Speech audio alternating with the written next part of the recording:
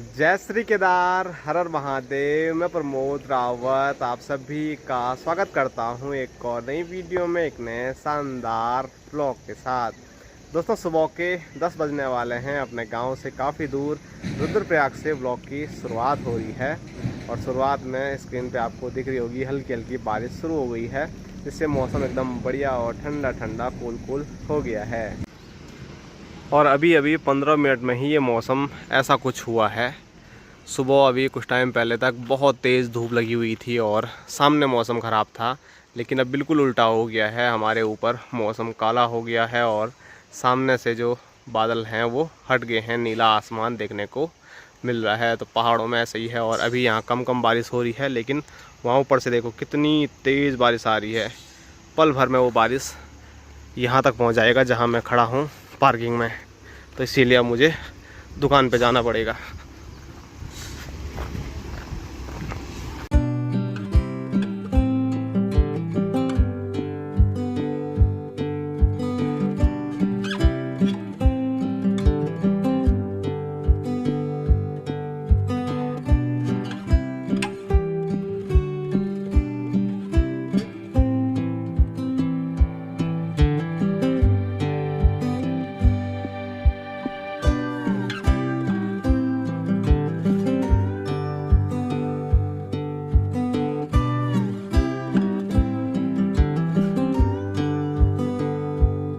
दोस्तों, दिन के 2 बज रहे हैं और अभी मैं खाना खाने के लिए आया था।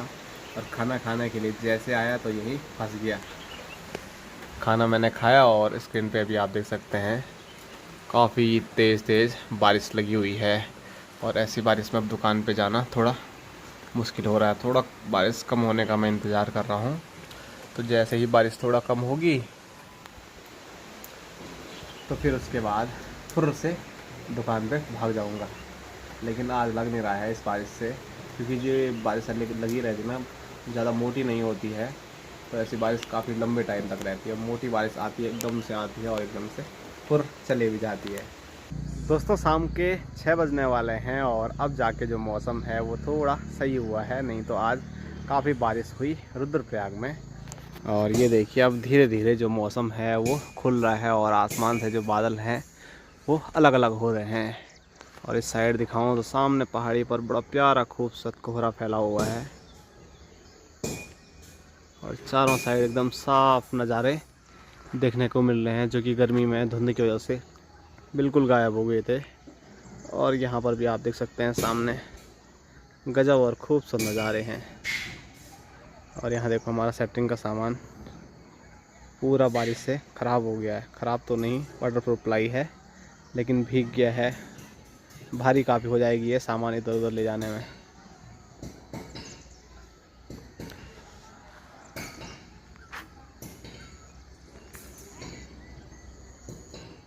दोस्तों, रात के 10 बज रहे हैं और अभी मस्त खाना पीना भी हो गया है। और आज दुकान से भी लगभग 9 बजे ही मैं कमरे पे आया हूँ, क्योंकि कुछ काम दुकान में इमरजेंसी आ गया था जिनको कल ही चाहिए था। इसीलिए थोड़ा लेट तक अभी हमने काम किया और उसके बाद काम हमारा कंप्लीट हो गया है। और बस ये है कि मतलब ये नहीं होगा कि कल वो आएंगे तो उनको सामान बना हुआ नहीं मिलेगा। तो उन्होंने बोला था कि कुछ इमरजेंसी है, मिस्त्री लोग घर जा रहे हैं, पता नहीं क्या बोल रहे थे।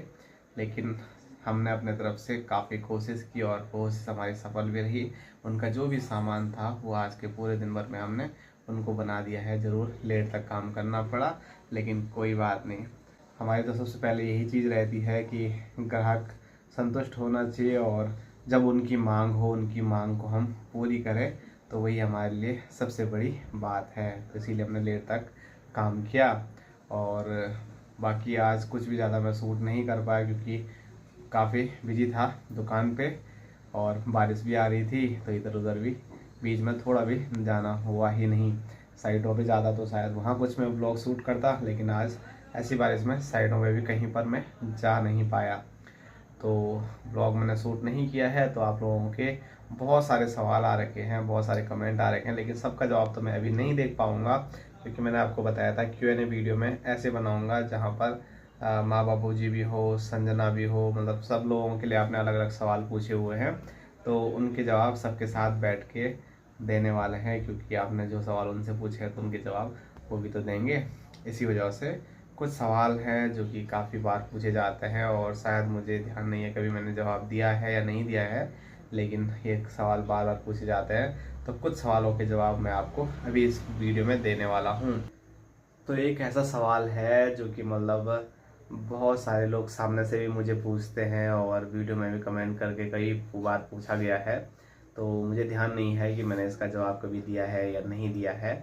और ये सवाल जो है वो मेरे पढ़ाई के लिए ऊपर है कि मतलब मैंने जो पढ़ाई है वो कहाँ तक की है और पढ़ाई करने के बाद मैंने नौकरी क्यों नहीं की है। बहुत सारे सवाल इसी तरह से मेरे को पूछे जाते हैं, मतलब सामने से भी कोई मिलता है तो ये सवाल पक्का रहता है कि आपने पढ़ाई कितनी की है और अगर की है तो आप जॉब क्यों नहीं करते हो। तो मेरी जो पढ़ाई है वो मैंने अलग अलग फील्ड में की है। पहले तो मैं एक सिविल इंजीनियर हूँ और दूसरा मैंने अलग से भी एक ग्रेजुएशन कर रखी है, अलग से डिग्री ले रखी है, और एक मैंने ड्राफ्ट्समैन का भी डिप्लोमा ले रखा है। बाकी और भी थोड़ा बहुत अलग अलग कुछ मैंने कर रखा है, लेकिन स्पेशल मैं बात करूँ तो मैंने सिविल इंजीनियरिंग कर रखी है, लेकिन कभी जॉब पे गया ही नहीं। तो आप लोगों के मन में बहुत ये भी रहता था कि बहुत लोगों ने बोला कि इतनी पढ़ाई कर रखी है तो आखिर जॉब क्यों नहीं की। तो जॉब न करने का कोई मेरे पास ऐसा रीज़न भी नहीं है कि मैंने क्यों नहीं की, लेकिन मैंने अपने पढ़ाई के साथ साथ जो यूट्यूब है वो चलाया और उसके बाद यूट्यूब पे ही मैं रहा, घर में रहा, मेरे को थोड़ा बहुत इनकम भी यहाँ से आ रही थी एक टाइम पे बढ़िया। तो इस वजह से जॉब पे कभी जाना हुआ नहीं और मैं चाह रहा था कि घर से ही कुछ ऑनलाइन ऐसा काम हो जाए जिससे कि मैं घर पे रह के काम करूं और कहीं मुझे बाहर दूर दूर तक जाना ना पड़े, अपने पहाड़ में ही रह के अपना रोज़गार करूं। तो पढ़ाई से हटके भी मैंने बहुत सारी चीज़ें सोची हैं, दिमाग में चलती रहती हैं कि ज़रूरी नहीं है जो मैंने पढ़ाई की है इसी फील्ड में मैं आगे कुछ करूँ, और अदर फील्ड में भी मैं कुछ करने की मतलब बहुत सारी चीज़ें चल रही है। तो वो जब होगी जैसे होगी वो तो बात की बात है, पर कभी मतलब कोई ऐसा बड़ा रीज़न भी नहीं बोल सकता हूँ मैंने नौकरी क्यों नहीं, लेकिन बस मन में ये था कि घर के नज़दीक अपने पहाड़ में रह के कुछ करना है, इसीलिए जॉब के लिए मैं कहीं बाहर गया ही नहीं। तो यही रीज़न है और मेरी पढ़ाई के बारे में मैंने आपको बता ही दिया है। बाकी जिनको मेरी एजुकेशन के बारे में पता था तो उनके कमेंट ये भी आते हैं कि आपने पढ़ाई लिखाई की और पढ़ाई लिखाई पे इतना पैसा लगाया है तो आखिर क्या फ़ायदा। तो एक चीज़ है, मेरी एक लाइन मैंने भी सुनी थी और मैं ये खुद बोलता भी हूँ कि पढ़ाई मतलब नौकरी के लिए तो हो नहीं सकती है हर चीज़ की, तो इसीलिए पढ़ाई खुद के लिए होती है, खुद के नॉलेज को बढ़ाने के लिए होती है। तो वही मैंने किया है और मैं अभी जॉब नहीं करता हूँ और मैं अभी यहाँ पर वेल्डिंग का काम देख रहा हूँ। तो इस वजह से भी बहुत सारे कमेंट आते हैं कि आप इस फील्ड में कहाँ से आ गए, इतनी पढ़ाई की है तो फिर आप ऐसे काम में क्यों आ गए। तो ऐसा कुछ नहीं है, कोई भी काम छोटा या बड़ा मैं नहीं मानता हूँ। घर में भी जब हम रहे हैं तो हम पूरा काम करते हैं और हर प्रकार का काम करते हैं। बापूजी हमारे ऑलराउंडर हैं तो हम भी हर फील्ड में लगे रहते हैं जितना हमसे हो पाता है। तो ससुर जी ने मुझे जिम्मेदारी दे रखी है, तो इस वजह से मैं इस फील्ड में भी आ गया हूँ और घर के काफ़ी नज़दीक है, बीच में कभी भी घर आ जा सकते हैं, 1 घंटे का रास्ता है। तो इस वजह से इस फील्ड में भी मैं थोड़ा घुस गया हूँ। देखते हैं अब ये फील्ड मुझे कहाँ तक ले जाता है या मैं इस फील्ड में कितना काम कर पाता हूँ, वो तो भविष्य की बातें हैं, वो भविष्य में देखते हैं। लेकिन मैं अपनी बात करूँ तो कोई भी ऐसा काम मैं नहीं सोचता हूँ कि जो मैं ऐसा सोचूं कि मैंने पढ़ाई ये कर रखी है और मैं ये काम कर रहा हूँ। हर काम बराबर होता है और हर काम में अपना पूरा जो योगदान है वो मैं 100% देना चाहता हूँ। बाकी आगे कहाँ तक होता है क्या होता है वो बात की बात है। तो मैंने अपनी पढ़ाई के बारे में भी आपको बता दिया है और अभी मैं क्या कर रहा हूँ वो आप सभी लोग वीडियो के जरिए जानते होंगे। रुद्रप्रयाग में एक वेल्डिंग की शॉप में देख रहा हूँ। और एक सबसे ज़्यादा एक दूसरा कमेंट आता रहता है लगभग हर वीडियो पे, अगर हर वीडियो पे ना भी बोलूँ मैं तो हर एक वीडियो को छोड़ के तो ये कमेंट आता ही है कि तुमने अपनी शादी तो कर ली लेकिन भाई साहब की शादी नहीं करवा रहे हो, भाई साहब अकेले ही रह गए हैं।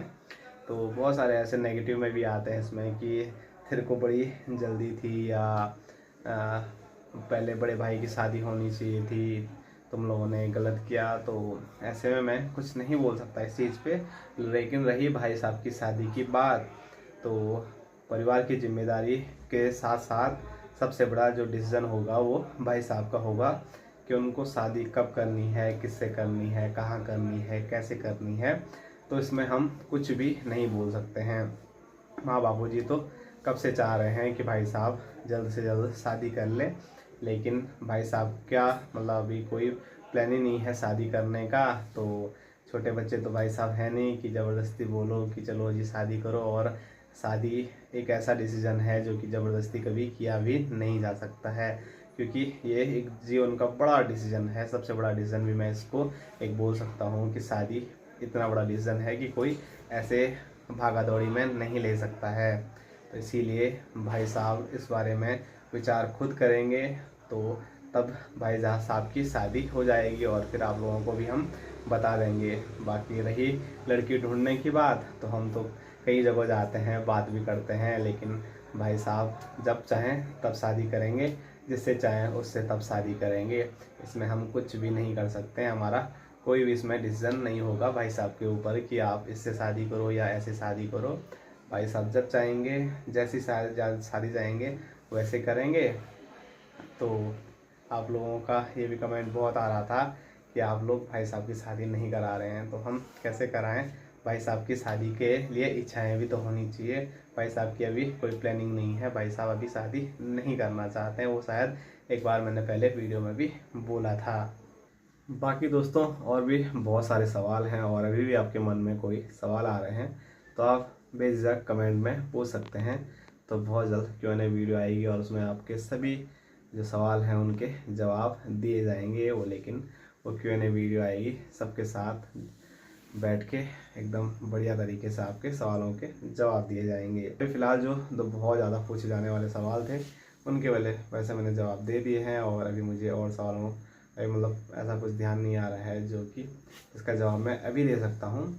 तो आपके मन में सवाल है तो आप पूछो। फिलहाल आज की जो ये वीडियो है उसको यहीं तक रखते हैं। आप सभी लोगों को मिलेंगे कल एक और नए शानदार ब्लॉग के साथ। तब तक के लिए जय हिंद, जय उत्तराखंड, जय भारत, हर हर महादेव।